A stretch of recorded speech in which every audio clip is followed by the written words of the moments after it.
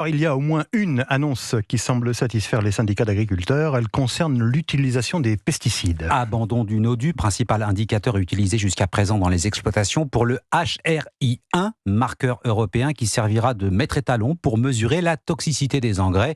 Autre mesure de l'exécutif, l'interdiction formelle d'importer les fruits et légumes traités au thiaclopride, insecticide couramment utilisé en dehors de l'Union européenne. Dans les faits, Margot Fédéré, cela paraît quand même difficilement applicable.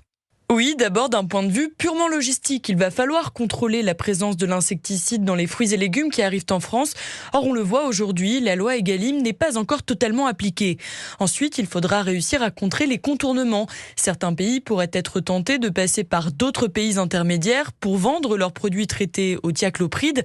C'est le cas avec la cerise turque, officiellement interdite en France à cause d'un autre pesticide.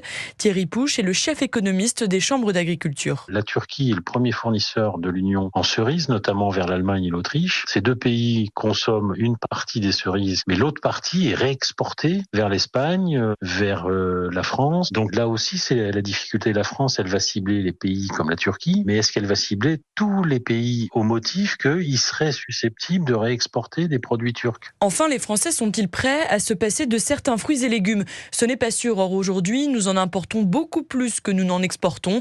Autrement dit, nous ne pourrons pas compenser avec la production nationale. Margot Fédéré du service économie d'Europe 1.